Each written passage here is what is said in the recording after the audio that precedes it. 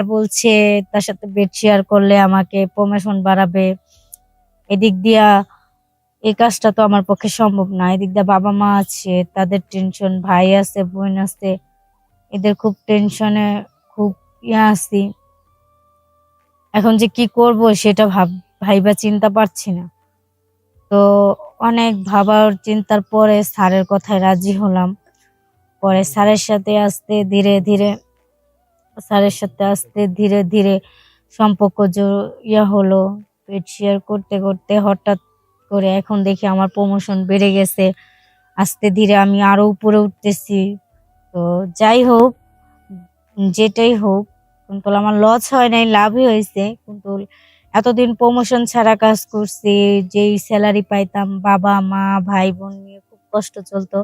এখন যখন স্যারের কথা শুনছি তারপর থেকে এখন তো মনে করেন যে আমার ভালোই প্রমোশন হয়েছে, হাতে টাকা পয়সাও ভালো আছে, সবকিছুতেই চলাফেরায় খুব ভালো। তো সেজন্যই আমি স্যারের কথায় রাজি হয়েছি। দেখলাম ভাইবা চিন্তা যে আমার সব দিক দিয়ে ভালো হবে। তো এখন দেখি যত মানে প্রমোশন বাড়ছে স্যারের চাহিদা ততই বাড়তেছে। মানে যত উনি প্রমোশন বাড়াচ্ছে তত তার চাহিদা বাড়ছে যে উনার কাছে থাকতে হবে, এই করতে হবে, ওই করতে হবে, নানান ধরনের কাহিনী শুরু করে দিচ্ছে। কারণ প্রমোশন বাড়াইছি, এখন হ্যার কথা মতো আমার কাজ করতেই হবে। হ্যালো গাইস, আসসালামু আলাইকুম। সবাই কেমন আছেন? আশা করি ভালো আছেন, আমিও ভালো আছি। এখন আমি ছোট্ট একটা গল্প নিয়ে আসছি আপনাদের কাছে, আমার জীবন গল্প। তো আমি একটা অ্যাডমিন অফিসে চাকরি করতাম, আমি অ্যাডমিন ম্যাডাম হিসাবে। তো ওখানে চাকরি করতেছি অনেক দিন, কিন্তু আমার স্যালারি বাড়তো না, প্রমোশন দিত না। তো এরকম করতে করতে প্রায় 2-3 বছর হয়ে গেল করতেছি, কোনো প্রমোশন হয় না।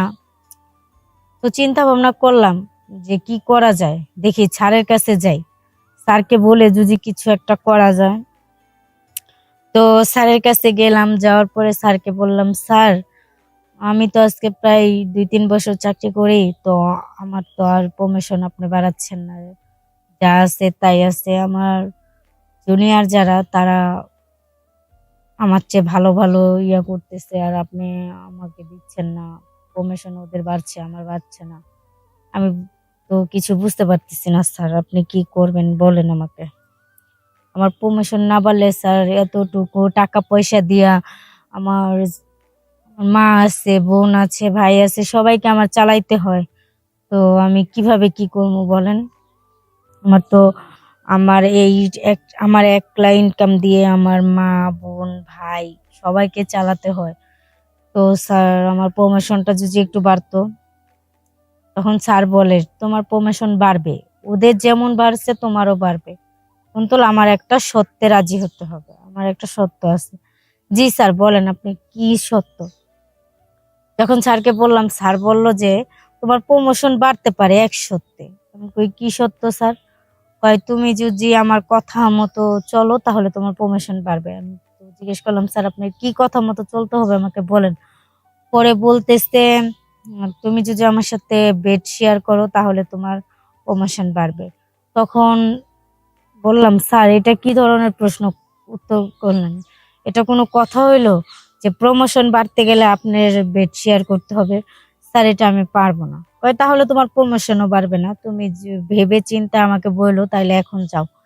তো অনেক ভেবে চিন্তায় বললাম যে স্যার মানে কি করব। স্যার বলছে তার সাথে বেড শেয়ার করলে আমাকে প্রমোশন বাড়াবে। এদিক দিয়া এই কাজটা তো আমার পক্ষে সম্ভব না। এদিক দিয়ে বাবা মা আছে, তাদের টেনশন, ভাই আছে, বোন আছে, এদের খুব টেনশনে, খুব আছি। এখন যে কি করব সেটা ভাইবা চিন্তা পারছি না। তো অনেক ভাবার চিন্তার পরে স্যারের কথায় রাজি হলাম। পরে স্যারের সাথে আস্তে ধীরে ধীরে সম্পর্ক হলো। পেট শেয়ার করতে করতে হঠাৎ করে এখন দেখি আমার প্রমোশন বেড়ে গেছে। আস্তে ধীরে আমি আরো উপরে উঠতেছি। তো যাই হোক, যেটাই হোক, কিন্তু আমার লস হয় নাই, লাভই হয়েছে। কিন্তু এতদিন প্রমোশন ছাড়া কাজ করছি, যেই স্যালারি পাইতাম বাবা মা ভাই বোন নিয়ে খুব কষ্ট চলতো।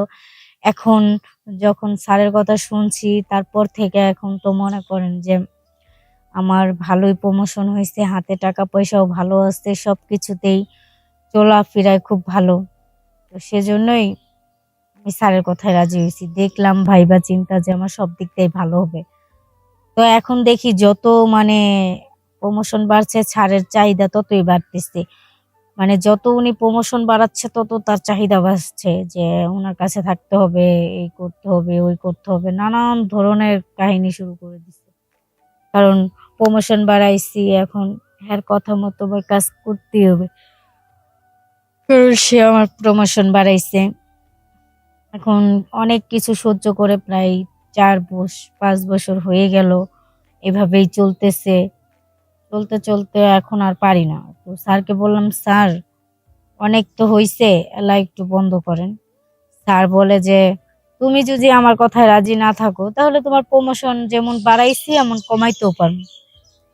মানে স্যার আমার এই দুর্বলতার সুযোগ নিয়ে আমাকে মানে ইয়ে করতো যে যদি আমি তার কথায় রাজি না হই তাইলে আমাকে আবার আগের পথে নামাই দিবে, তাহলে তখন আবার আমি কষ্ট করবো, ইয়ে করবো।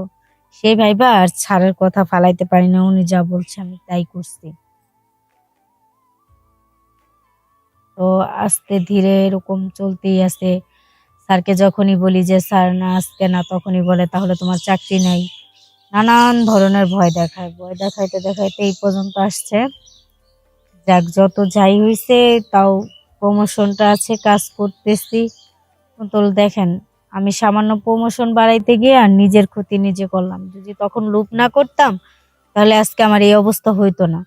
কারণ ওই যে তখন বলছে যে আমি যদি ওনার সাথে বেড শেয়ার করি তাহলে উনি আমাকে টাকা দিবে, প্রমোশন বাড়াবে। তো সেই লোভে আমি তার বেড শেয়ার করছি, করার পরে আজকে এই পর্যন্ত। সেজন্য আজকে আমার এরকম। তো আমি সবাইকে বলি যে আমার মতো এরকম কাজ কেউ করবেন না, টাকার লোভে কেউ পড়বেন না। যতটুকুর মধ্যে আছে অতটুকুই থাকার চেষ্টা করবেন, কারণ এতটুক থেকেই কোনোদিন বড় হইতে পারবেন। যদি লুপ করেন তাইলে যে অতি লোভে তাতি নষ্ট, এরকম হবে, আমার মতো দশা হবে। যেরকম আমি লুপ করছি বিদায় আজকে আমার এই শাস্তি পাইতে হইতাছে। তো সবার কাছে বলি, সবাই ভালো থাকেন। আল্লাহ হাফেজ। আর আমার ভিডিও যদি ভালো লাগে সবাই লাইক কমেন্ট শেয়ার করবেন।